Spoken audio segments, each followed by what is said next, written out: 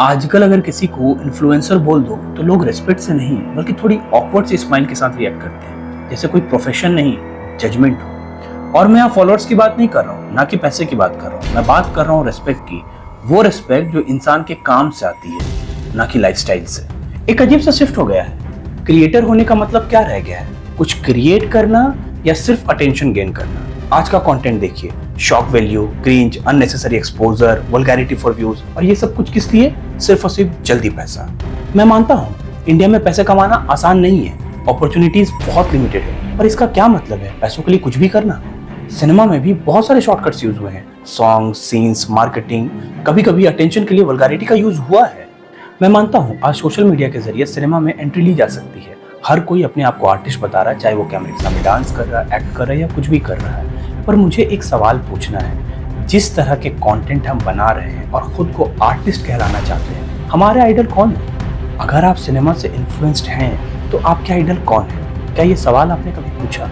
मैं बताता हूँ। अगर आप डायरेक्शन करना चाहते हैं तो एस.एस. राजामौली, संजय लीला भंसाली, राजू हिरानी, ये आपका आइडल हो सकते हैं। अगर आप एक्टिंग कर रहे हैं तो रणबीर कपूर, विकी कौशल, ऋतिक रोशन, ये आपके आइडल हो सकते हैं। अगर आप एक्ट्रेस हैं तो आपके आइडल ऐश्वर्या राय, दीपिका पादुकोण, प्रियंका चोपड़ा, ये लोग हो सकते हैं। पर मुझे एक बात सच बताइए, क्या आप लोगों ने कभी भी ये देखा कि इन लोगों ने सिर्फ और सिर्फ न्यूडिटी, वल्गैरिटी या खुद को एक्सपोज करके अपनी रिस्पेक्ट बनाई हो? ऐसा बिल्कुल भी नहीं है। इन लोगों ने डायरेक्शन सीखा, एक्टिंग सीखी, राइटिंग सीखी, अपने क्राफ्ट पे काम किया।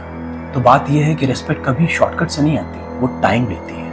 आज प्रॉब्लम ये नहीं कि लोग गलत कंटेंट बना रहे हैं, प्रॉब्लम ये है कि हमने पेशेंस खो दिया है और हमें रिजल्ट्स जल्दी चाहिए। और जब आपको रिजल्ट्स जल्दी चाहिए होता है ना, तो प्रोसेस बिल्कुल सेक्रीफाइस हो जाता है। आज के यूथ की सबसे बड़ी प्रॉब्लम ये है, विजिबिलिटी इक्वल टू वैल्यू।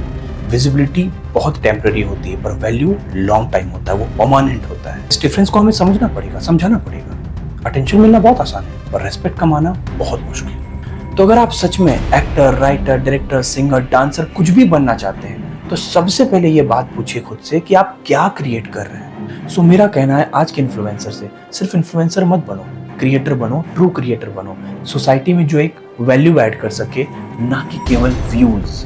और शायद ये सिर्फ बच्चों की रिस्पॉन्सिबिलिटी नहीं है, उन पेरेंट्स की भी रिस्पॉन्सिबिलिटी है जो अपने बच्चों को इनकरेज कर रहे हैं कैमरे के सामने परफॉर्म करने के। आप उन्हें गाइड कीजिए कि वो क्या कर रहे हैं, वो किस शॉर्टकट का सहारा ले रहे हैं, उसे बताइए। If you want to be an artist then be a true artist.